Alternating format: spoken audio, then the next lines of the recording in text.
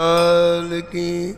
श्री मंगल मूर्ति हनुमान जी महाराज, सपरिकर श्री भक्तमाल जी की।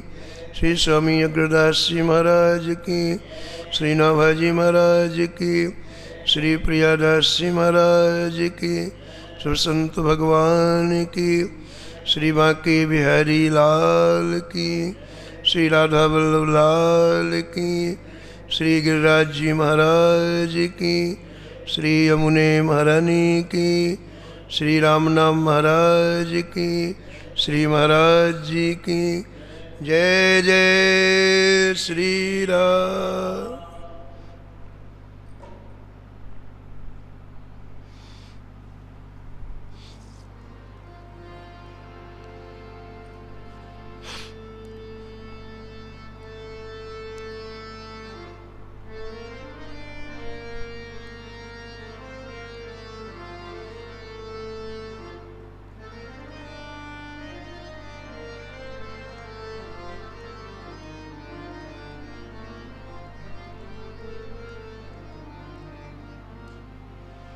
जगत विदित नरसी भगत,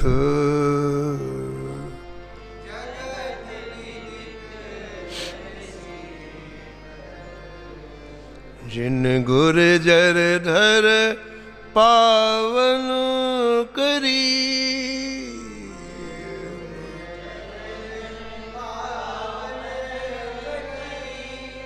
महास्मारत लोग भक्ति लवले सुन जाने।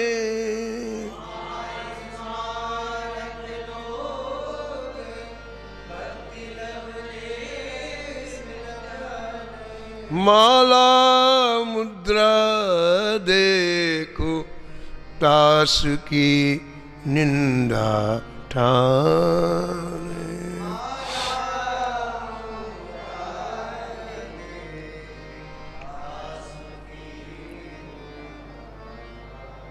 ऐसे कुल उत्पन्न भयो भागवत शिरोमणि।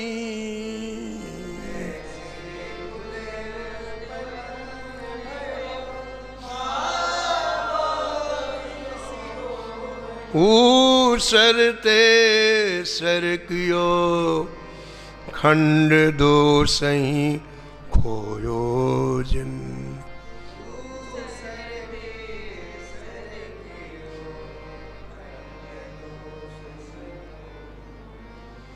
बहुत ठोर परिचय दियो रस रीत भक्ति हृदय धरी।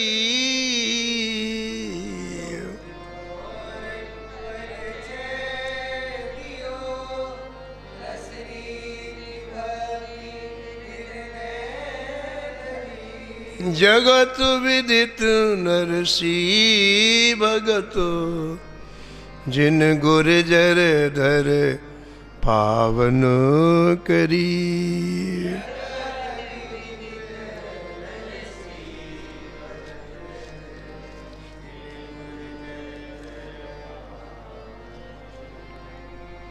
जिन गुर जर धर पावन करी।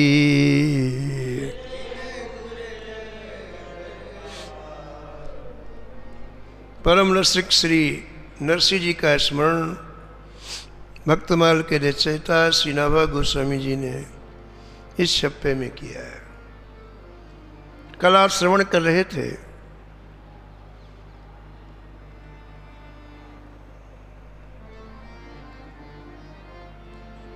कागद लडार्यो गोद मोद भरी गाय उठे। कागद लगाए दूध भरी गाय उठे।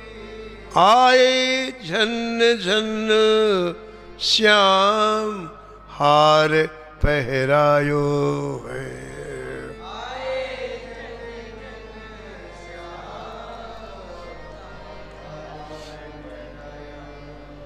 भयो जय जयकार नृप पाई लपटाए गयो,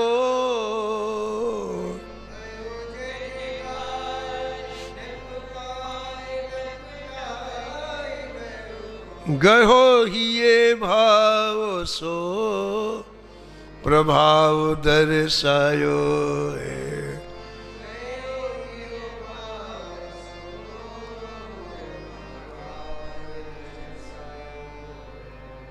श्री नरसिंह जी के लिए श्री विग्रह हजारों लोगों के बीच में स्पष्टता चल करके अपने भक्त के प्रति भक्तवत्सलता को प्रकट किया। प्रतिदिन तो माला टूटती थी गले से, नरसिंह जी धारण करते थे, लेकिन आज स्वयं ठाकुर जी चल करके अपनी पहनी हुई माला श्री नरसिंह जी के गले में पहनाई। समस्त भक्तजनों को अतिशय प्रसन्नता हुई। सबने श्री ठाकुर जी की बार बार जय जयकार किया है। विमुखों के कहने से जो राजा नरसिंह जी के विरोध में आया था, अपनी आंखों से दृश्य देख करके नरसिंह जी के चरणों में लौट गया और कहा, भगवान आप मुझे क्षमा करें, आप श्री हरि के जिस रंग में डूबे हैं उसी में आप डूबे रहे। भक्तमाल के टीकाकार प्रियादास जी कहते हैं कि देखो तो सही, इतना बड़ा आश्चर्य हुआ, लेकिन जो विमुख थे उनके ऊपर इसका प्रभाव नहीं पड़ा।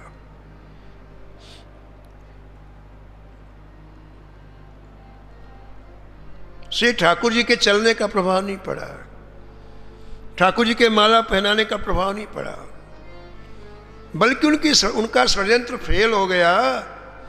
इस बात के उनको बड़ा जोर से क्रोध आया, गुस्सा आया।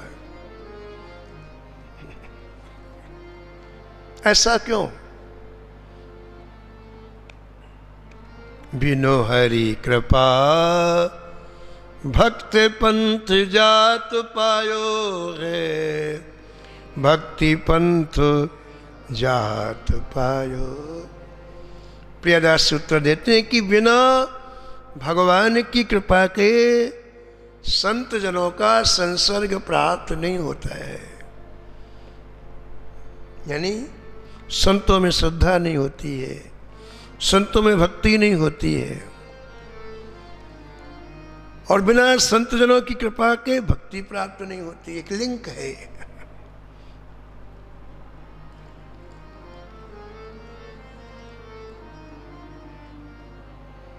इसलिए उन विमुखों के जीवन में कभी संत का संग न होने से प्रत्यक्ष ठाकुर जी की लीला देखने के बाद भी उनकी विमुखता नहीं गई। ऐसा भी देखा जाता है कभी कभी कोई संतों का संग नहीं करता और उसकी भक्ति, उसके अंदर में भक्ति का प्रादुर्भाव हो जाता है।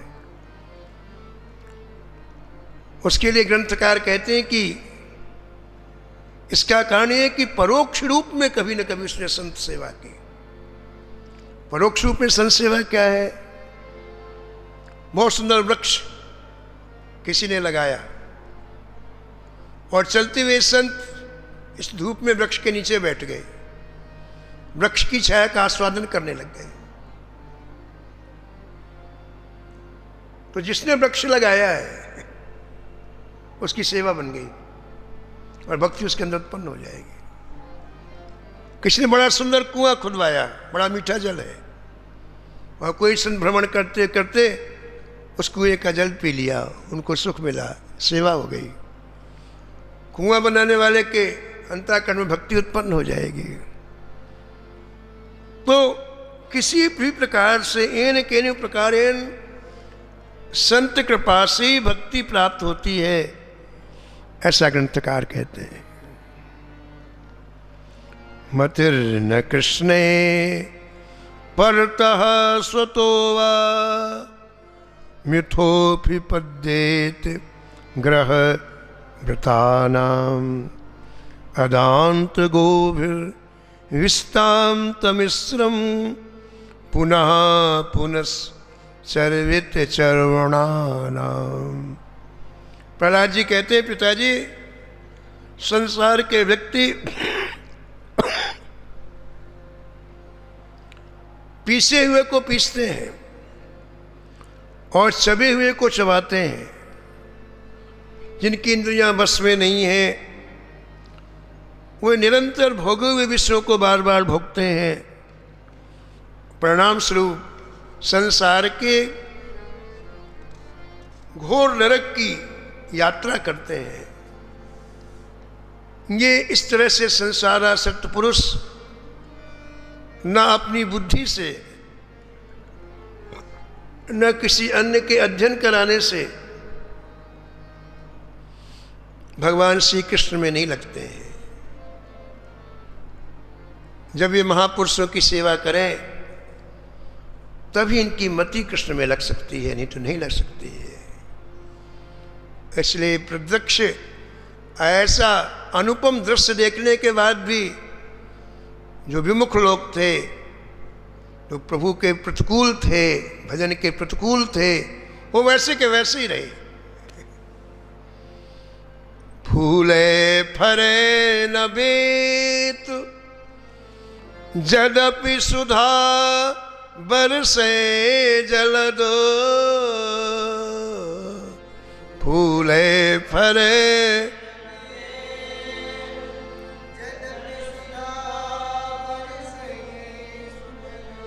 मूर्ख हृदय न चेत। मूर्ख हृदय जो गुरु मिले विरंची सम। हाँ, जो गुरु मिले विरंची सम। श्री प्रियादास जी महाराज अगला प्रसंग वर्णन करते हैं। हर प्रसंग में ठाकुर जी का प्रत्यक्ष कृपा का साक्षात उदाहरण है। नरसिंह जी की कथाओं में ऐसा कोई प्रसंग नहीं जिसमें ठाकुर जी प्रत्यक्ष रूप से न पधारे हो। अगला प्रसंग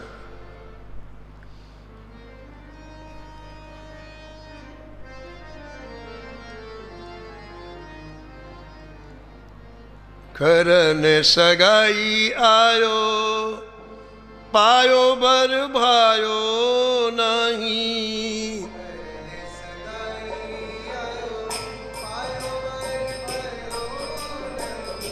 करन सगाई आयो पायो बर भायो नहीं।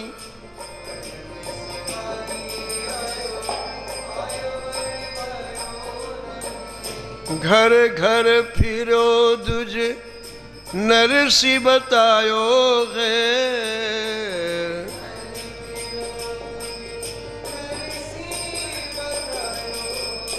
नरसी बतायो है, नरसी बतायो है।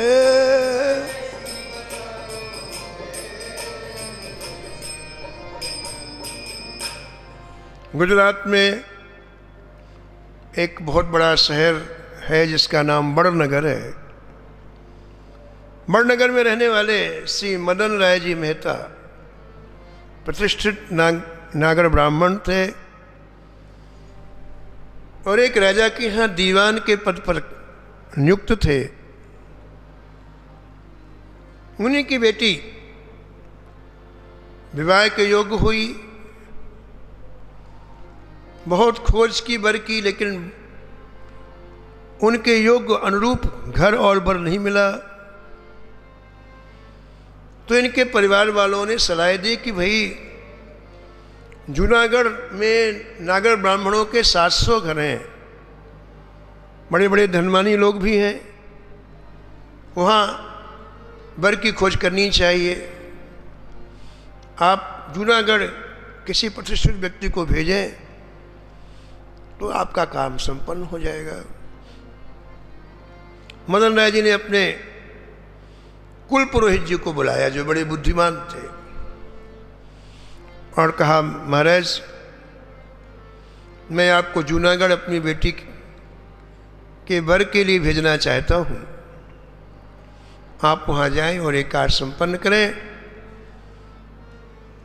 जूनागढ़ में जो वहाँ के मुखिया हैं श्री सारंगधर जी, वो मेरे साथ अध्ययन करते थे, मेरे सहपाठी हैं। आप उन्हीं के यहाँ रुकिएगा और वही आपको अच्छे अच्छे घरों में ले जाएंगे। मैं एक पत्र लिख देता हूँ। मदन राय जी ने पत्र लिखा। एक दो ब्राह्मणों को लेकर पुरोहित जी बड़नगर से चले, जूनागढ़ पहुँचे।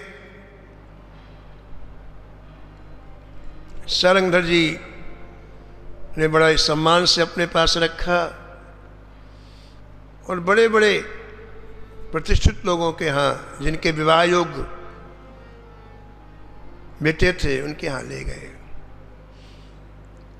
पुरोहित जी ने सत्संग किया था, इसलिए इनके देखने की दृष्टि अलग थी।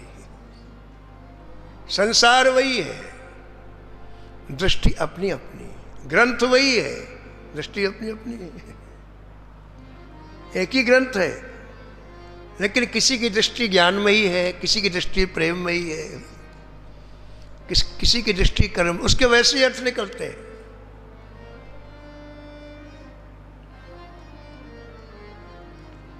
तो आप संपन्न लोगों के यहाँ गए, उनके वहाँ की जो स्थिति देखी तो आप निराश हो गए। किसी में भी संस्कार नाम की कोई चीज नहीं, सब संसार के प्रवाह में प्रवाहित हो जा रहे हैं। जिसे हम उत्कर्ष समझते हैं, जिसे हम विकास समझते हैं, पूज्य भाई जी कहते हैं विकास नहीं है, विनाश है। क्यों? उसमें हमारी मूल चीज कोई नहीं है जिससे उत्कर्ष होता है। जितनी नई नई योजनाएं बनती हैं, अस्पताल बनाने की, विद्यालय बनाने की, सड़क बनाने की, कहीं भी हमारे देश में किसी भी योजना में कहीं न चरित्र की बात है, न हमारे पुराने संस्कार है ही नहीं, उड़ा दी गई बिल्कुल। जिससे विकास होना है, जिससे उत्कर्ष हो, है ही नहीं, तो कहां से होगा?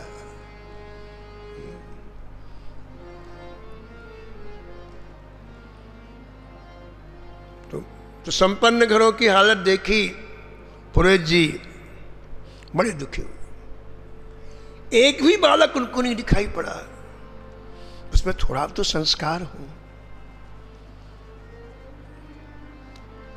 1 महीने हो गया रहते हुए। सारंगधर जी से पूछे, बस अब मैं चलूं, यहां इतने ही लोग। सारंगधर जी को बड़ा गुस्सा आया कि हमने इनको सैकड़ों घर दिखाए, ये कैसा पंडित है, एक कोई पसंद नहीं किया, सबको नकार रहा है। गुस्से में आ गए और विचार किया इसको ऐसी जगह भेजे कि ये भी पछताए और जिसने भेजा वो भी पछताए। उन्होंने कहा, पुरोहित जी एक घर रह गया है। हाँ हाँ बताइए। बोले, यहाँ एक नरसिंह जी रहते हैं, उनका भी बेटा विवाह योग्य, देखा ही है आप। कहाँ रहते हैं? बोले बस थोड़ी दूर पर है, हमारा सेवक बता देगा आपको उनका घर। और पुरोहित जी नरसिंह जी के यहाँ गए, जय श्री कृष्ण की आवाज लगाई। प्रातःकाल का समय था। नरसिंह जी पूर्णतः हरिनाम में डूबे हुए थे।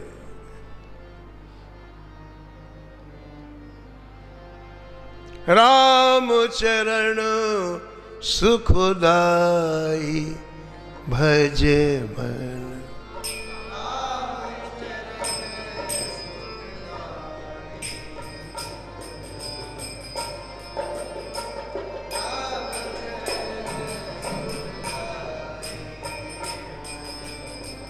राम चरण सुखदाई भजे मन।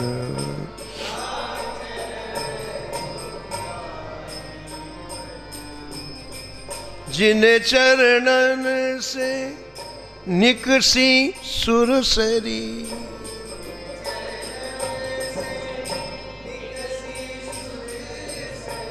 शंकर जटा समाई।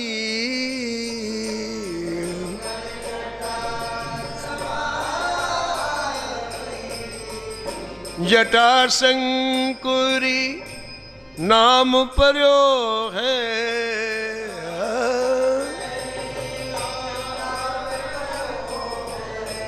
त्रिभुवन तारण आई।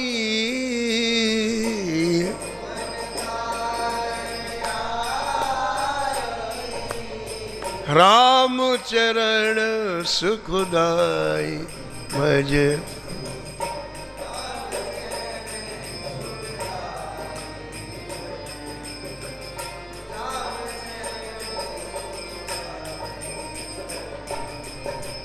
जिन चरणन की चरण पादुका।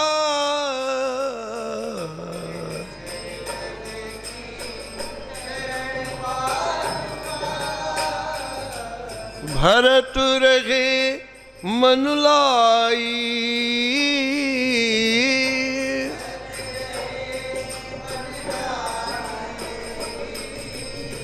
सोई चरण केवट ध्वलीन।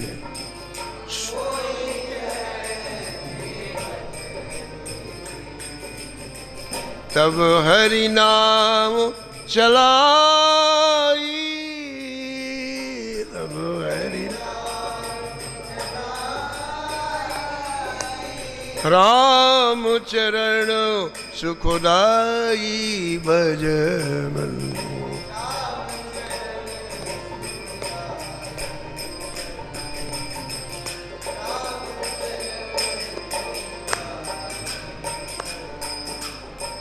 दंडक वन प्रभु पावन कीन्हो। दंडक वन ऋषियन त्रास मिटाई।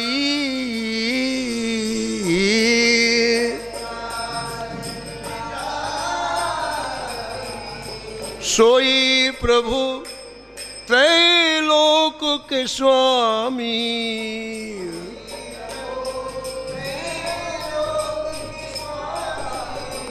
कनक मृगा संगधाई।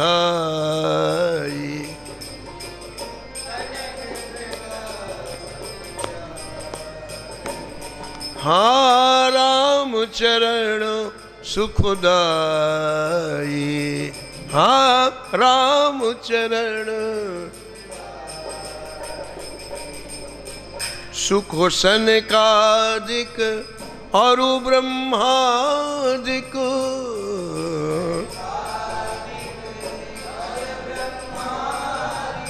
शेष सहस मुख गाई।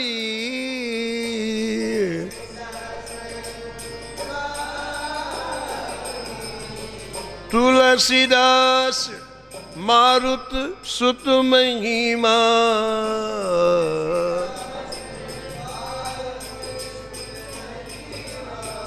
निज मुख ते प्रभु गाई।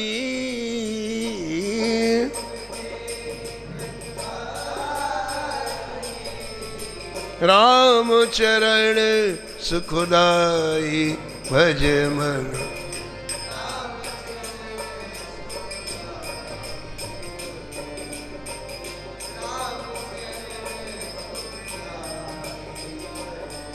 नरसिंह जी का पूरा समस्त परिकर हरिनाम में डूबा हुआ था। उसी समय पुरोहित जी पहुंचे। जैसी कृष्ण की आवाज लगाई, आपने जैसे दरवाजा खोला, वो दिव्य अणु परमाणु आपको स्पर्श किए। आप आश्चर्यचकित हो गए। भूतल में ऐसा दिव्य स्थल जहां के जड़ पदार्थों से नाम निकल रहा हो, जहां की दीवारों से नाम निकल रहा हो, ईंटों से नाम निकल रहा हो, गदगद हो गए। एक महीने में जो विषाद था वो क्षण मात्र में दूर हो गया, आह्लाद हो गया। भावपूर्वक नरसिंह जी को दोनों हाथ जोड़ के वंदन किया। नरसिंह ने कहा, जय जय, आप कहां से पधारे? पुरोहित जी ने अपना परिचय दिया, मैं बड़नगर निवासी मदन राय मेहता जी का पुरोहित हूं, उनकी कन्या के लिए वर खोज के लिए आया हूं। मैंने सुना है आपके सुपुत्र है, मैं उसे देखना चाहता हूं। नरसिंह जी ने भगवान का चरणामृत दिया, भगवान का प्रसाद दिया, सुंदर आसन में विराजमान कराया और आवाज लगाई, सावलदास। इनके बेटे का नाम था सावलदास। पिताजी की आवाज सुनकर पुत्र आया।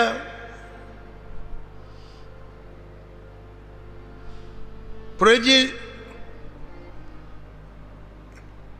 बहुत बड़े जोशी थे।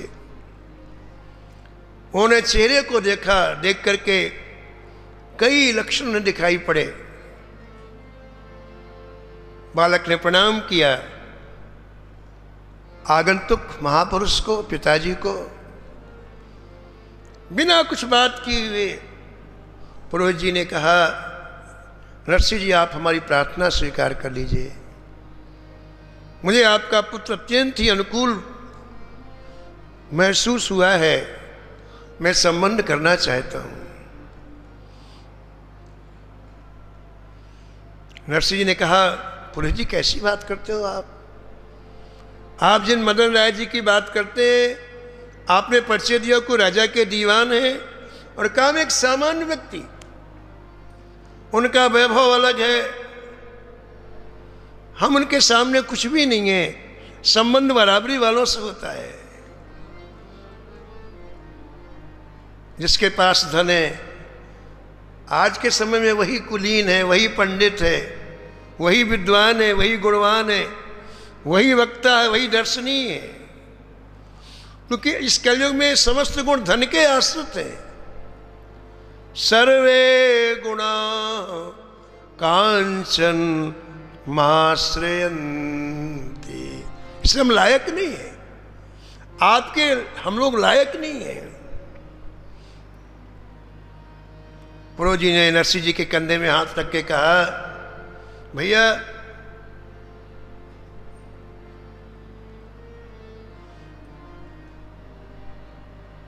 आप में जो चीज है, आप में सत्य है, आप में भक्ति है, आप में किसी तरह का अहंकार नहीं है, आप में दैन्यता है, इसलिए आप सब तरफ से योग्य हैं।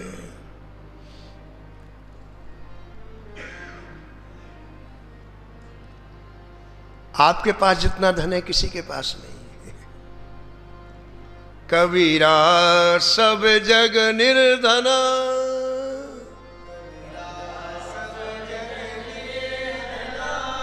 धनवंता नहीं कोय,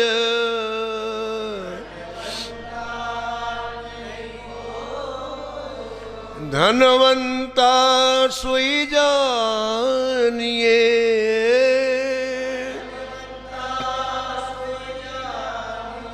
जाके राम नाम धन हो,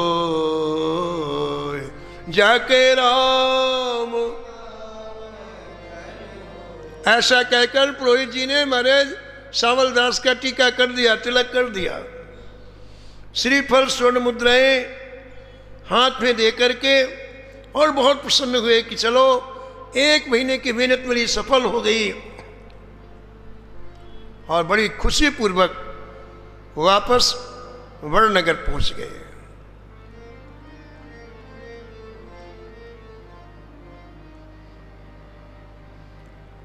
जूनागढ़ में समाचार चारों तरफ फैल गया।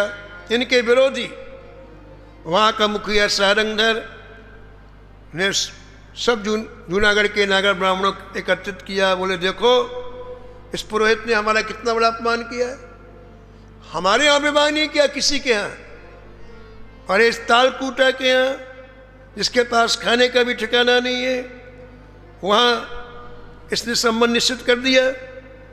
तो इतना बड़ा पत्र लिखा सबने मिल करके, बड़नगर मदन राय जी के पास पत्र करके भेजा कि इस पुरोहित ने हमारा अपमान किया है और देखिए जहाँ विवाह किया वो आपकी प्रतिष्ठा के अनुकूल नहीं है, इसलिए आप आकर के ये तिलक वापस कर जाइए।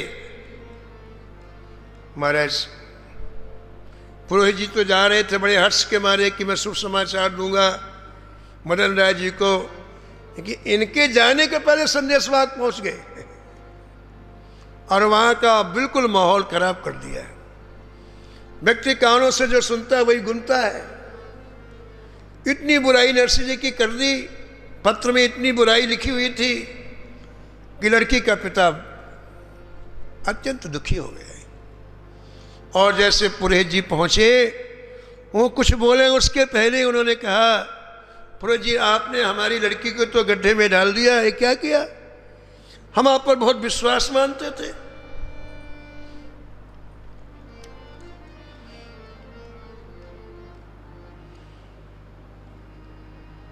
जैसी मेरी प्रतिष्ठा है क्या वो ऐसी बारात ला पाएगा?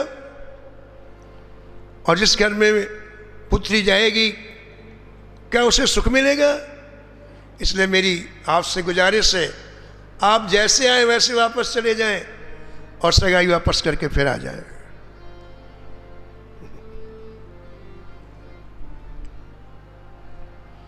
मेरे पत्रिका में लिखा है कि जो बात अमृत के तुल्य है, हे नाथ हमारा मन उसे विष के तुल्य मानता है, और जो विष के तुल्य उसे अमृत के समान मानता है, तो कैसे कल्याण होगा? ये मन का ऐसा विचित्र भ्रम है कि जो विष है उसे अमृत मानता है और जो अमृत है उसे विष मानता है। तो इतनी अच्छी बात करके आए पुरोहित जी, लेकिन सब विरोध में हो गए, पूरा समाज विरोध में, और बोले कि अभी जाओ तिलक वापस करके आओ। लेकिन पुरोहित जी अपने आप में पूरे निर्णायक थे, दृढ़ थे, जीवन में कभी कोई गलत काम किया नहीं, कभी असत्य नहीं बोले, कभी किसी को धोखा नहीं दिया। इसलिए आपने मदन राय जी के रिश्तेदारों के बीच में कहा, एक ही बात पर मैं वापस जा सकता हूं जूनागढ़ तिलक वापस करने, कि जिस अंगूठे से मैंने तिलक किया है पहले आप लोग चाकू से काट दो। जिस अंगूठे से मैंने नरसिंह जी के बेटे का तिलक किया है चाकू से पहले उसे काट दो, तब मैं जाऊंगा। आप लोग विचार नहीं कर रहे हैं, मैंने विचार करके नरसिंह जी के पुत्र का तिलक किया है, इसलिए पहले आप मेरा अंगूठा काटो। अब आपस में महाराज लोग बात करने लग गए, क्या करना चाहिए?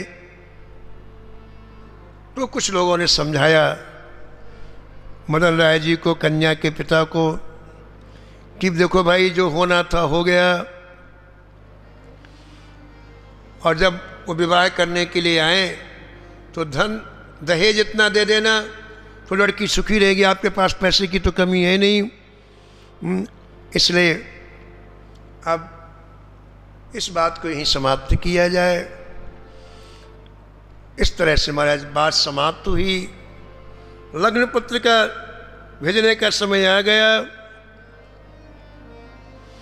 नरसिंह जी ने उस पत्रिका को के पास नरसिंह जी के पास भेजने की बात होने लग गई। लग्न पत्रिका पुरोहित जी को दी गई और आपस में बात की गई कि इसके साथ एक पत्र और भेजा जाए जिसमें इतनी वस्तुएं लिखी जाएं बारात के साथ में कि नरसिंह कभी ला नहीं पाए। तो लग्न पत्रिका के साथ पंचों ने एक पत्र और लिखा और उसमें लिखा कि जो बारात आए वो चतुरंगनी बारात आए, हाथी घोड़े रथ पैदल, इसको चतुरंगनी बोलते हैं। चतुरंगनी बारात आनी चाहिए, अनेक तरह के वस्त्राभूषण होना चाहिए, आदि आदि बहुत सी बातें लिखी। और उनका तात्पर्य था कि ये पत्र पढ़ने के बाद अपने आप नरसिंह विवाह को कैंसिल कर देगा, आएगा ही नहीं, हमारा काम भी हो जाएगा और विवाह भी नहीं करना पड़ेगा। पुरोहित जी ने जाकर पत्र दे दिया, दोनों पत्र दे दिए, लग्न पत्रिका भी दे दिया, पंचों ने जो पत्र लिखा था वो भी दे दिया। लेकिन नरसिंह जी को हरि भजन से एक क्षण का भी अवकाश नहीं था।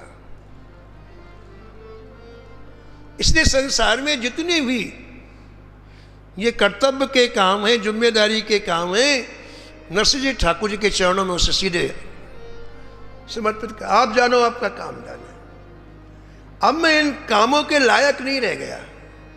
नरसिंह जी कहना था कि मैं अब इनके लायक नहीं रह गया, यदि ये काम आए तो आप जानो आपका काम जाने। तो दोनों पत्रिकाओं को ठाकुर जी के सामने रख करके आप तो हरिनाम संकीर्तन में डूब गए।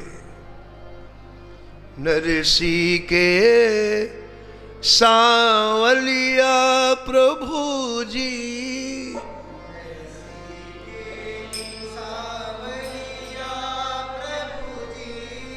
नरसिंह के सांवलिया प्रभु जी, नरसिंह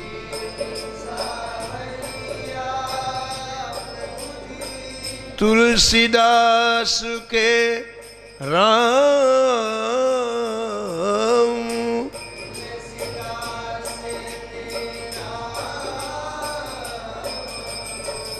नरसिंह के सांवलिया प्रभु जी, नरसिंह के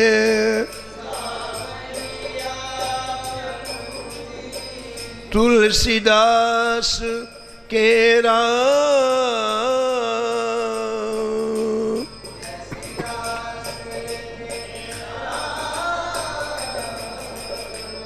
मीरा के प्रभु गिरधर नागर,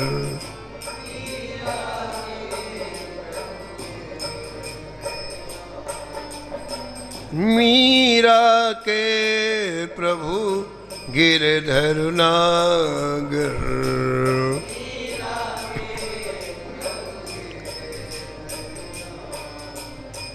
सूरदास के श्याम,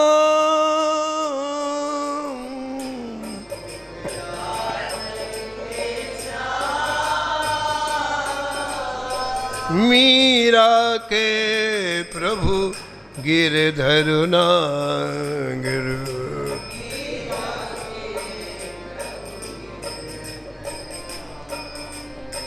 सूरदास के श्याम,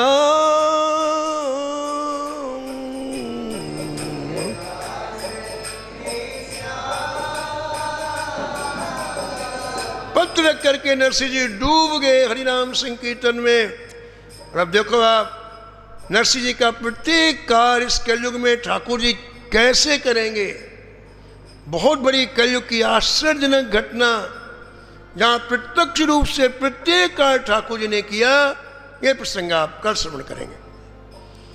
नमो नमो श्री भक्त सुमाल।